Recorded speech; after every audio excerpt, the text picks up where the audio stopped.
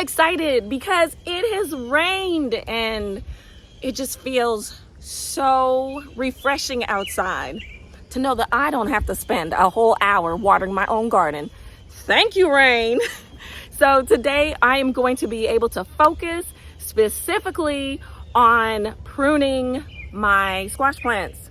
Okay, so in this video, that's what we're going to be doing today. We are going to be pruning these squash plants because there's a lot of foliage and I need to open up the space to allow for airflow, to make sure that I'm not getting any kind of diseases and preventing that. And so I want you to see how I'm actually going to prune my squash plants. Particularly, it is a yellow squash that we will be pruning. So this is the yellow bush scallop that needs a lot of pruning.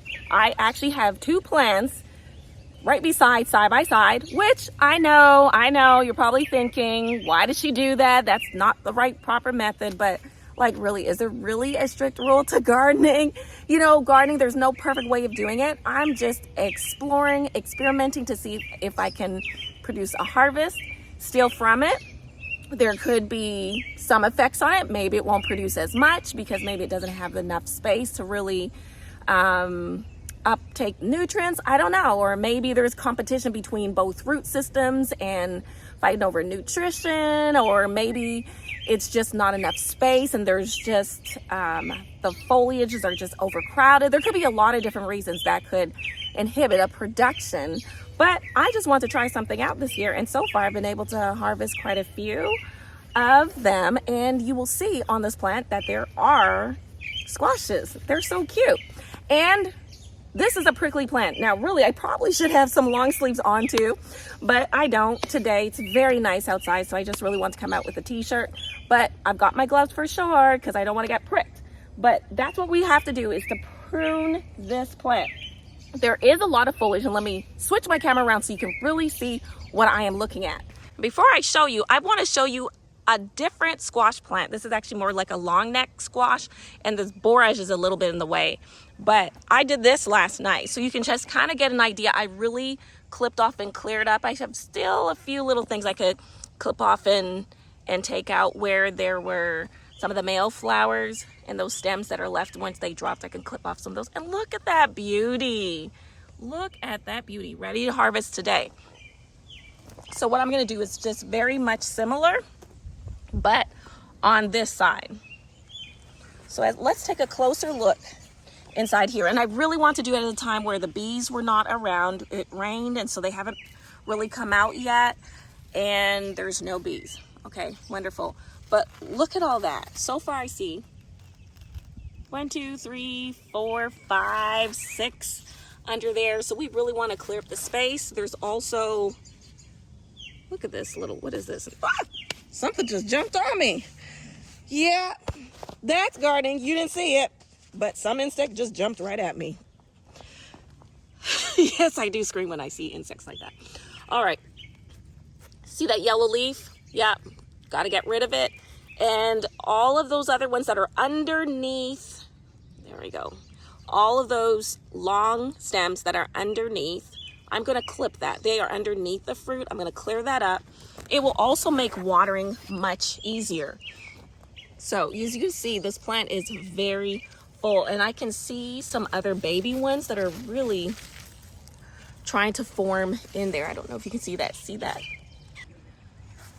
Let's come around here.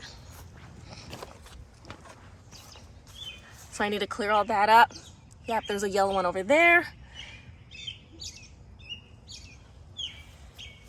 So as you can just get a better idea how much space that is taking, and I really need to clear those leaves up.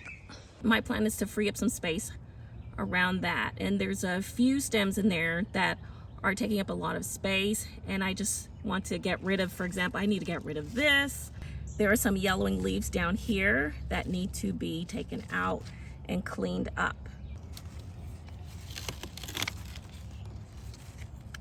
Clip that one. Clip another one.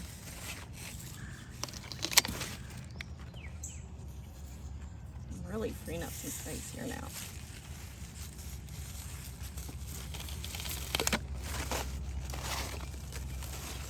Another reason why you really want to take the time to clean up your plant like this is because it just makes watering a whole lot easier as well. And right now I do not have a watering system that's set up. It is me. I'm the manual watering person. It makes it a lot easier for me to get the hose down here properly in places where I need to water the soil. There's a couple of places down here where I want to do a little bit more clipping carefully. Right here. Clip that. And the one that's right underneath the squash plant itself, under the fruit. See that?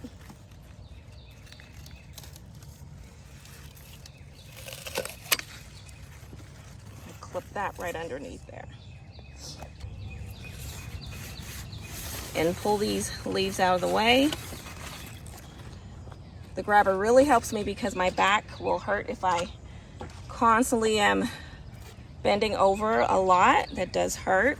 And also because there's so many bees around here, I just kind of want to stay out of their way. Now I'm even going to clean up this borage, which is a companion plant. Borage is great. I'm going to eat this, make it in tea, use it. But I want to make sure that I allow some space, that it's not overly crowding the plant either. So now this will be so much easier for me to harvest because I have now a better accessibility to this fruit. Whereas before I could not do all that. Now if I want to go in and actually get in here and clip closer, I can do that because now I have opened up and allow for that space.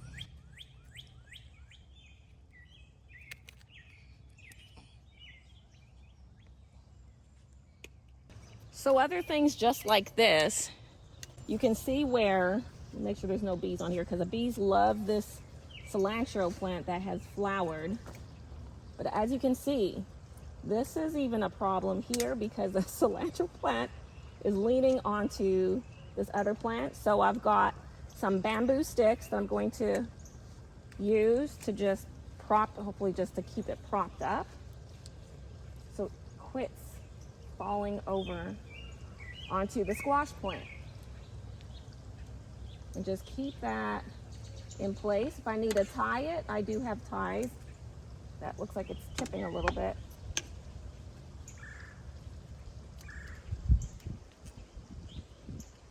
But the bees love this plant very much. I think I may even tie it just a little bit. But that was a problem too. That was a problem too because that was leaning right over into that. Now the bees, like I mentioned, they love it, but you don't want all these other plants leaning up and overcrowding your squash plants either. I have to take a pause on the video because it is pouring rain, which is wonderful for the plants, but I cannot finish this video. So I'll finish this video up later for you and show you what everything looks like. The final product, as you can see, there is a lot more space. Like I mentioned, we got poured on and rained on, so we had to wait till this other day, but I went ahead in the rain and finished up all the work.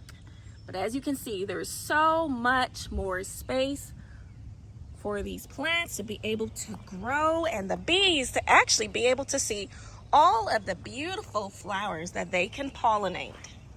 See all the accessible space now. Here's the back side of it as well to give you a better idea. There's a lot of leaves cut off, but that's okay.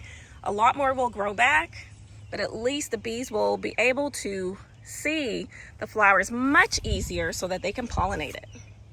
As you can see, I had to go ahead yesterday and completely finish the work, but it was pouring down so much that I could not film, but it worked out to be better because the bees actually left because it was raining so much.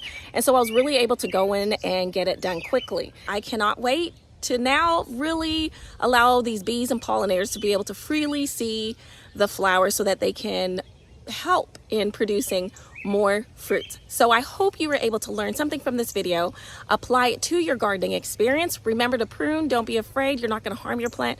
You're going to provide a benefit to your plant and the pollinators. But remember, something landed on my hand. Looked like a little pollinator.